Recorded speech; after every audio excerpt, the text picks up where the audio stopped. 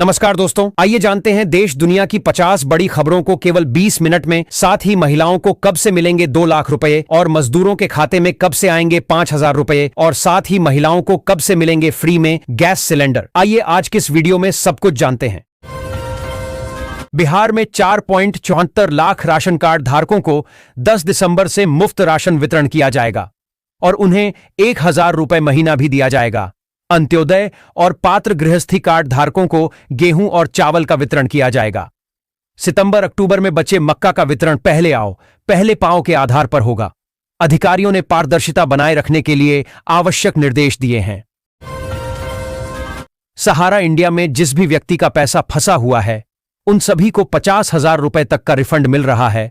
प्रधानमंत्री नरेंद्र मोदी ने लाइव आकर घोषणा कर दिया है कि किसी भी व्यक्ति का सहारा इंडिया में पैसा नहीं फंसेगा। सब व्यक्ति का जितना भी पैसा फंसा हुआ है उन सभी को 1 जनवरी से रिफंड मिलना शुरू हो जाएगा। बिहार सरकार ने राज्य में 100 नए फास्ट ट्रैक कोर्ट स्थापित करने का निर्णय लिया है। उप मुख्यमंत्री सम्राट चौधरी ने इस फैसले की घोषणा करते हुए कहा कि इससे लंबित मामलों का तेजी से निपटारा होगा और पीड़ितों को जल्द न्याय मिलेगा। सरकार विधि व्यवस्था को सुदृढ़ करने के लिए प्रतिबद्ध है। सबसे पहले पेंशन की राशि 400 रुपए महीना दिया जाता था। नीतीश कुमार ने चुनाव से पहले इसे बढ़ाकर 1100 रुपए महीना किया। अब नीतीश कुमार चुनाव जीतने के बाद ऐलान किया है कि पेंशन की राशि 1100 को बढ़ाकर 3,000 रुपए महीना किया जाएगा। महंगाई इतना भर चुका है कि 1100 रुपए में कुछ भी होने वाला नहीं है, लोगों की पूर्ति नहीं हो पाती। इसी बात को ध्यान में रखते हुए नीतीश कुमार ने घोषणा कर दिया है कि सभी को पेंशन 3,000 रुपए महीना मिलेगा। बिहार के 10,000 से अधिक सरकारी स्कूलों में फिजिक्स, केमिस्ट्री और बायोलॉजी की आधुनिक लैब स्थापित करने की योजना है। टेंडर प्रक्रिया अंतिम चरण में है, जिसके तहत 88 जिलों को 2 जोन में बांटा गया है। शिक्षा विभाग ने यह जिम्मेदारी एजेंसी को दी है, जो निर्माण से लेकर इंस्टॉलेशन तक का काम करेगी। महिला रोजगार योजना के तहत 50,000 रुपए की पहली किस्त 15 दिसंबर को सभी महिलाओं के खाते में घुसने वाला है। इससे पहले सभी महिलाएं फटाफट से अपने खाते को ई-केवाईसी और आधार लिंक करवा लें। महिलाओं को टोटल 4 किस्तों में 50,000 करके 2 लाख रुपए बिजनेस करने के लिए दिया जाएगा, जिसमें आधा पैसा हो सकता है बिहार सरकार माफ कर सकता है। बिहार में 1 करोड़ नौकरियों की घोषणा के बाद राज्य के रोजगार केंद्र बनने की संभावना पर चर्चा हो रही है। सरकार को यह स्पष्ट करना होगा कि ये नौकरियां कैसे सृजित होंगी, जिसके लिए ठोस रणनीति और निवेश की आवश्यकता है। कृषि, उद्योग और सेवा क्षेत्रों में विकास को बढ़ावा देना होगा। साथ ही कौशल विकास कार्यक्रमों पर भी ध्यान देना होगा। बुनियादी ढांचे की कमी जैसी चुनौतियों का समाधान करना आवश्यक है। बिहार में जितने भी गरीब महिलाएं हैं जो चूल्हा पर खाना बनाती हैं, अब उन्हें फ्री में दिसंबर और जनवरी के महीने में गैस सिलेंडर दिया जाएगा और सब्सिडी के थ्रू उनके खाते में 1,500 रुपए भी भेजा जाएगा। इससे पहले सभी महिलाएं गैस ऑफिस में जाकर खाते का आधार लिंक कर लें। 21 दिसंबर से गैस सिलेंडर फ्री मिलना शुरू हो जाएगा। बिहार सरकार किसानों को तेल पेराई मिल लगाने पर सब्सिडी दे रही है। इस योजना का उद्देश्य किसानों को आत्मनिर्भर बनाना और कृषि क्षेत्र को बढ़ावा देना है।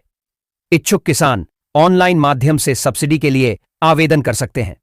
यह पहल बिहार में कृषि विकास को गति देगी और रोजगार के अवसर बढ़ाएगी। पटना एम्स के डॉक्टरों का कहना है कि मौसम बदलने पर ब्लड प्रेशर की दवाइयां बिना चिकित्सक की सलाह के नहीं छोड़नी चाहिए। तापमान में बदलाव के कारण ब्लड प्रेशर प्रभावित हो सकता है, जिससे दवाइयों में बदलाव की आवश्यकता हो सकती है। नियमित रूप से ब्लड प्रेशर की जांच कराएं और डॉक्टर से परामर्श लें। पटना में कॉमन लॉ एडमिशन टेस्ट 2026 की ऑफलाइन परीक्षा आयोजित की गई, जिसमें बिहार के 5,308 परीक्षार्थी शामिल हुए। परीक्षा में प्रश्न पूछने के तरीके में बदलाव देखा गया, खासकर पैसेज से सीधे प्रश्न पूछे गए थे। कुछ छात्रों को लॉजिकल रीजनिंग और क्वांटिटेटिव तकनीक में कठिनाई हुई। बेगूसराय में बुलडोजर कार्रवाई के विरोध में एक अनोखा प्रदर्शन हुआ। मोदी और गिरिराज सिंह के एक समर्थक ने अधिकारियों से कहा कि जब घर ले लिया है तो अब यह भी ले लीजिए। समर्थक का कहना था कि सरकार गरीबों को उजाड़ रही है। इस विरोध प्रदर्शन ने लोगों का ध्यान खींचा। बिहार में नए शैक्षणिक सत्र से पहले शिक्षा विभाग 1.35 करोड़ स्कूली बच्चों को मुफ्त पाठ्य पुस्तकें देने की तैयारी में है। बिहार राज्य पाठ्य पुस्तक प्रकाशन निगम को जनवरी-फरवरी तक 1ली से 8वीं कक्षा तक के सभी बच्चों को किताबें उपलब्ध कराने का निर्देश दिया गया है। विभाग 6 करोड़ 86 लाख किताबें छपवा रहा है और बच्चों को स्टूडेंट किट भी मिलेगा। पटना के डॉक्टरों के अनुसार सांस फूलना, सीने में दर्द, थकान और चक्कर आना जैसे लक्षण दिल की बीमारी के संकेत हो सकते हैं। स्वस्थ जीवन शैली अपनाकर और नियमित जांच करवाकर दिल को स्वस्थ रखा जा सकता है। डॉक्टरों ने लोगों को लक्षणों के दिखने पर तुरंत डॉक्टर से संपर्क करने की सलाह दी है। कृषि विभाग किसानों को कृषि यंत्रों पर 80% तक की सब्सिडी दे रहा है। किसान इस योजना का लाभ उठाने के लिए ऑनलाइन आवेदन कर सकते हैं। इस सब्सिडी का उद्देश्य किसानों को आधुनिक कृषि तकनीकों को अपनाने और कृषि उत्पादन को बढ़ावा देना है। ऑनलाइन आवेदन प्रक्रिया सरल है और किसान घर बैठे ही आवेदन कर सकते हैं। इंडिगो की उड़ानें बाधित होने से थर्ड पार्टी पोर्टल से टिकट बुक करने वाले यात्रियों को परेशानी हो रही है। उड़ान रद्द होने पर उन्हें सर्विस चार्ज के रूप में अतिरिक्त शुल्क देना पड़ रहा है। एयरपोर्ट काउंटर से बुकिंग करने वालों को पूरा रिफंड मिलता है, जबकि थर्ड पार्टी वालों को कटौती झेलनी पड़ती है। भवानीपुर नगर पंचायत को अतिक्रमण मुक्त बनाने के लिए प्रशासन सख्त हो गया है। एसएच 65 के किनारे 40 फीट क्षेत्र को चिह्नित किया गया है, जहां अतिक्रमण पाया गया है। प्रशासन ने अतिक्रमणकारियों को 10 तारीख तक स्वयं अतिक्रमण हटाने की चेतावनी दी है, अन्यथा बुलडोजर से कार्रवाई की जाएगी। दरभंगा में जिला प्रशासन द्वारा धान खरीद के दावों के बावजूद 80% उत्पादन दूसरे राज्यों में बेचा जा रहा है। किसान सरकारी प्रक्रिया की जटिलता और कम दामों के कारण स्थानीय व्यापारियों को धान बेचने को मजबूर हैं। व्यापारी इसे अन्य राज्यों में ऊंचे दामों पर बेचते हैं। सरकारी खरीद लक्ष्य भी पूरी तरह से प्राप्त नहीं हो पा रहा है, जिससे किसानों को नुकसान हो रहा है। बिहार में 3 नए परमाणु ऊर्जा संयंत्र स्थापित करने की तैयारी केंद्र सरकार ने शुरू कर दी है। सीवान, बांका और रजौली में एनपीसीआईएल एनटीपीसी ने सर्वे का काम शुरू कर दिया है। संयुक्त टीम भूकंप, पानी, जमीन और आबादी घनत्व जैसे पहलुओं का आकलन कर रही है। इसका उद्देश्य देश में 100 गीगावाट परमाणु ऊर्जा उत्पादन का लक्ष्य पूरा करना है। पत्र में कहा गया है कि राशि नहीं रहने के कारण निर्धारित स्तर पर आवास का निर्माण पूरा करने वाले लाभुकों को अगली किस्त को भुगतान नहीं हो पा रहा है। वर्तमान में 3,88,000 का द्वितीय किस्त और 4,20,000 का तृतीय किस्त का भुगतान रुका हुआ है। बिहार में ठंड का कहर जारी है। शेखपुरा सबसे ठंडा शहर रहा, जहां तापमान 8 डिग्री सेल्सियस तक गिर गया। पटना समेत अन्य शहरों में भी ठंड बढ़ी है। मौसम विभाग ने आज भी ठंड रहने और कोहरे की संभावना जताई है। लोगों को सावधानी बरतने की सलाह दी गई है। उपेंद्र कुशवाहा ने तेजस्वी यादव को नसीहत देते हुए कहा कि उन्हें गांव जाकर घूमना चाहिए ताकि उन्हें जमीनी हकीकत का पता चल सके। उन्होंने तेजस्वी पर निशाना साधते हुए कहा कि खींच निकालने से कोई फायदा नहीं होगा। सदातपुर मोड़ पर लगातार हो रही दुर्घटनाओं को कम करने के लिए एनएचएआई ने ट्रैफिक सिग्नल लगाने की पहल की है। इस कदम का उद्देश्य सड़क सुरक्षा को बेहतर बनाना और यात्रियों के लिए सुरक्षित वातावरण सुनिश्चित करना है। यह पहल दुर्घटनाओं को रोकने में मददगार साबित होगी। 20 जुलाई 1975 को जन्मे निशांत नीतीश कुमार और मंजू सिन्हा के इकलौते बेटे हैं। उन्होंने अपनी शुरुआती शिक्षा पटना के सेंट कैरंस से हासिल की और बाद में मसूरी स्थित मानव भारती इंडिया इंटरनेशनल स्कूल का रुख किया। पटना और बिहटा के बीच NH3 के बाएं हिस्से को 87.67 करोड़ रुपए की लागत से 4 लेन का बनाया जाएगा। एलिवेटेड रोड बनने से दोनों शहरों के बीच यातायात सुगम होगा और आर्थिक विकास को बढ़ावा मिलेगा। इस परियोजना से क्षेत्र में व्यापार और वाणिज्य को भी गति मिलेगी। ठाकुरगंज प्रखंड के 5 शिक्षकों को ऑनलाइन हाजिरी में अनियमितता के आरोप में नोटिस जारी किया गया है। इन शिक्षकों पर ई शिक्षा कोष ऐप पर फर्जी हाजिरी अपलोड करने का आरोप है। जिला शिक्षा पदाधिकारी ने 24 घंटे के भीतर स्पष्टीकरण मांगा है, अन्यथा विभागीय कार्रवाई की चेतावनी दी गई है। बिहार गृह विभाग ने निजी सुरक्षा एजेंसियों के नामकरण को लेकर सख्त आदेश जारी किया है। अब एजेंसियों के नाम में डिटेक्टिव, इंटेलिजेंस जैसे शब्द नहीं होंगे। ऐसा न करने पर लाइसेंस रद्द हो सकता है। विभाग का कहना है कि इन शब्दों से जनता में भ्रम पैदा होता है। इस कदम का उद्देश्य सुरक्षा क्षेत्र में पारदर्शिता लाना है। बिहार में नई सरकार बनने के बाद गृह मंत्रालय भाजपा को मिला। इसके बाद राज्य के नए गृह मंत्री के रूप में सम्राट चौधरी ने कानून का राज स्थापित करने की दिशा में काम करना शुरू कर दिया है। इसी क्रम में महिलाओं की सुरक्षा के लिए अभया ब्रिगेड बनाने की घोषणा की है। थाना स्तर पर इसमें एक पदाधिकारी समेत 4 की टीम होगी। स्कूल कॉलेज के आसपास इनकी तैनाती रहेगी। ये मनचलों को पकड़कर सबक सिखाएंगे। बिहार में स्मार्ट प्रीपेड मीटर्स की तैयारी है। हालांकि तेज प्रताप के बेऊर आवास में पोस्टपेड मीटर ही लगा हुआ है।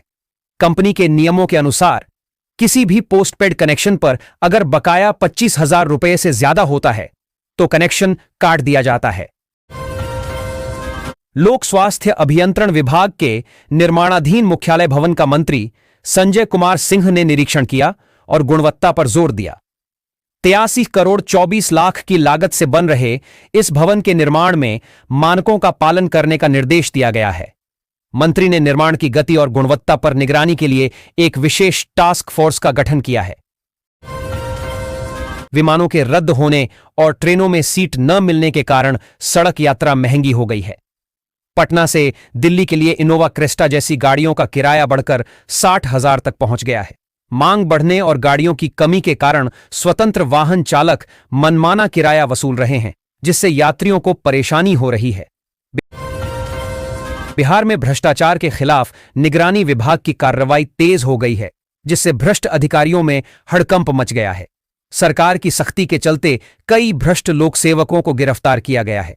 निगरानी विभाग की सक्रियता से भ्रष्टाचारियों में डर का माहौल है और कई अधिकारी जांच के दायरे में हैं।